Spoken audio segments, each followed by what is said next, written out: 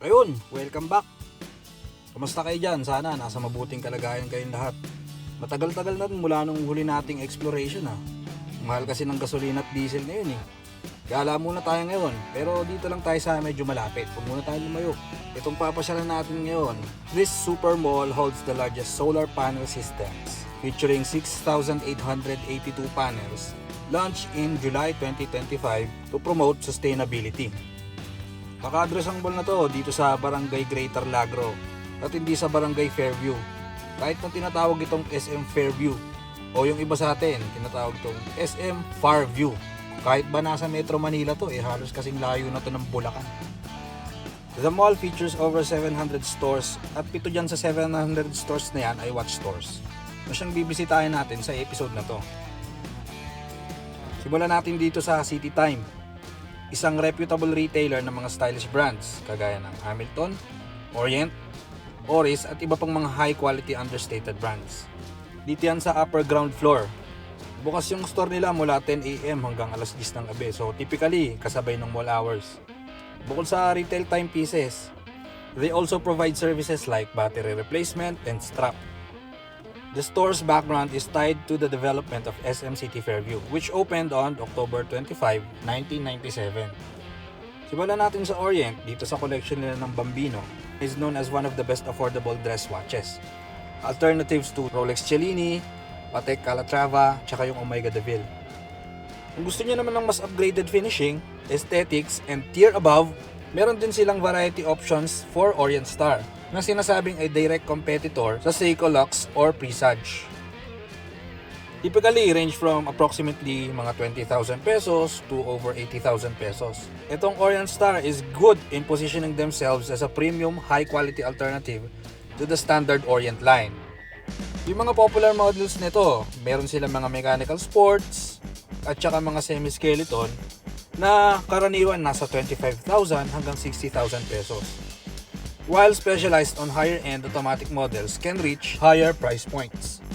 Meron din sila ditong Oris, isang independent brand naman from Switzerland. This watch brand is one of the first watchmaking companies to produce a world timer watch. Yung catalog nitong Oris consists of 4 main categories. Yun daw culture, motorsports, diving, and aviation. Yung price range nila sits around similar to Hamilton tsaka yung Tissot. Itong sunod naman yung masasabi kong pwedeng dahilan para dayuhin nyo itong SM Fairview at yung store na to in particular. Itong Hamilton, especially kung collector kayo.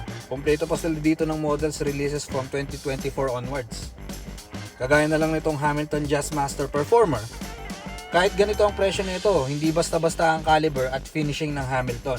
Itong isa, yung may date window, is also part of the Jazzmaster collection. This could be your secondary option pag wala tayong budget for luxury watch, since Hamilton is for serious watch enthusiasts. Ito namang susunod na modelo is definitely a collector's timepiece. Itong tinatawag na Hamilton Ventura Elvis 80 or Skeleton Dragon. Reference H245-25332. Ito daw ay nirelease to celebrate the Year of the Dragon. This is definitely a slight upgrade to your standard common automatic watches, caliber and material wise. Hindi nalalayo sa mga presyo ng Presage or Prospect or Tissot PRX or kung familiar din kayo sa Ateza ng Citizen and some watches from Certina. Tapos meron din sila ditong mga military design o yung medyo avionics. Patok to ngayon, lalo kung medyo gusto nyong pang Operation Epic Fury yung arrive nyo. Meron din sila ditong understated brand, itong Herbelin, which is a French watchmaking house founded in 1947.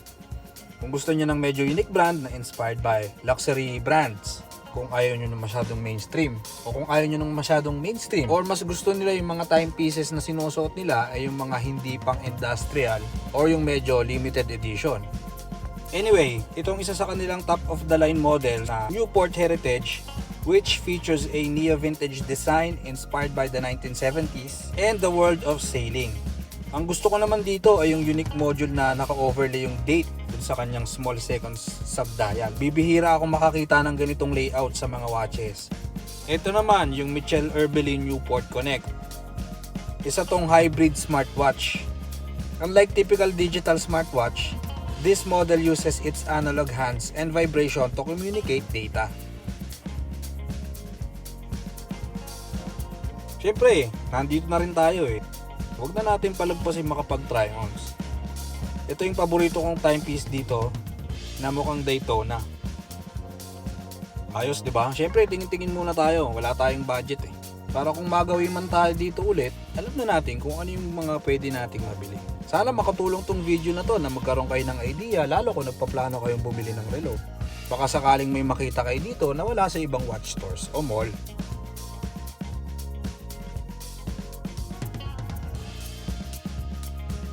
Itong isusunod natin, nakakaraming appearance na to dito sa channel na to eh.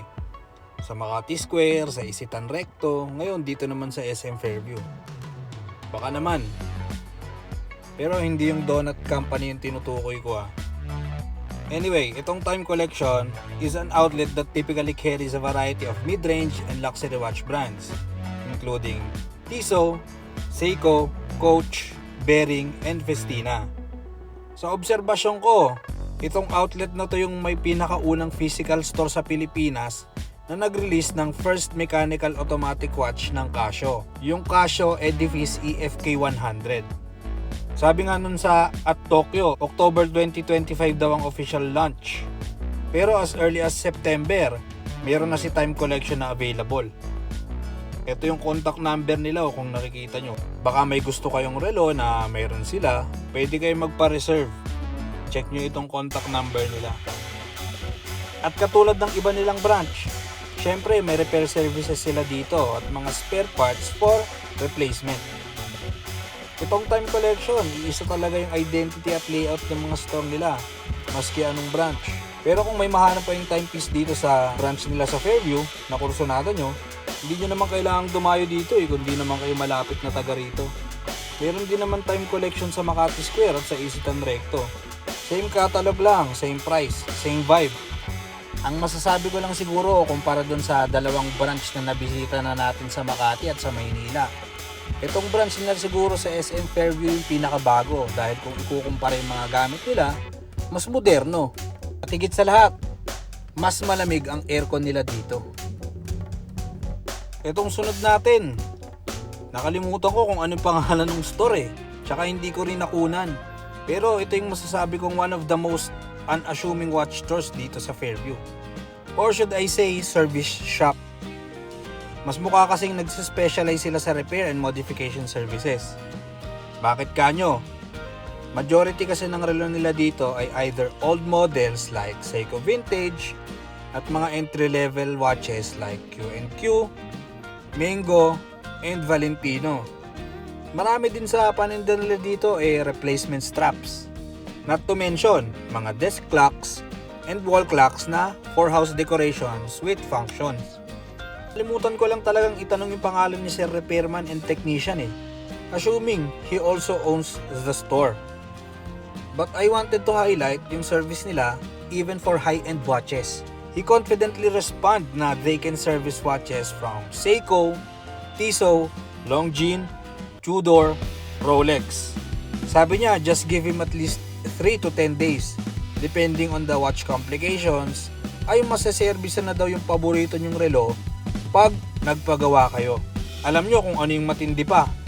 He can also modify wall clocks. Halimbawa, kung gusto nyo palagyan ng subdial or i-reverse yung orientation ng hour markers at ikot ng mga watch hands. Naku, kung alam ko lang, di sana dinala ko yung relo sa City Hall ng Maynila. Pero joke lang. Ang hindi joke, totoo yung nakakapag-modify sila ng wall clocks. Hindi ko lang sure kung pati mga wristwatch pero kung magawi kayo, pwede nyong itanong, baka sakaling interested kayo. Nasa ground floor lang naman yan. Tignan nyo na lang yung mga itsura ng store. Pasensya na kayo, hindi ko talaga nakunan.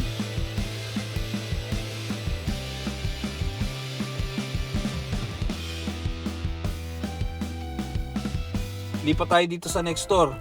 Medyo exclusive yung product nila dito Kaya request nila na wag i-upload yung ibang footages.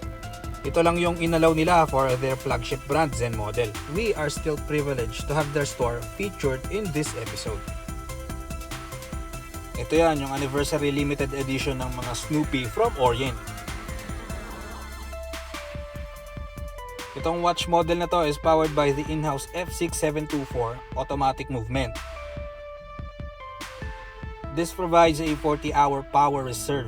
The models are produced in limited numbers. Example, 3100 of the cream dial, tapos 7800 of the white dial. Marami ba kayong energy?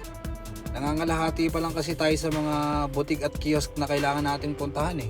Alamin din natin kung ano-anong mga unique timepieces ang meron sa isa sa pinakamalaking watch collection ng SM Department Store. Pero para hindi naman masyado humaba yung video na to, abangan nyo na lang sa part 2. Salamat sa panonood, ingatan nawa tayong lahat ng Diyos, stay safe, stay frugal, and keep watching.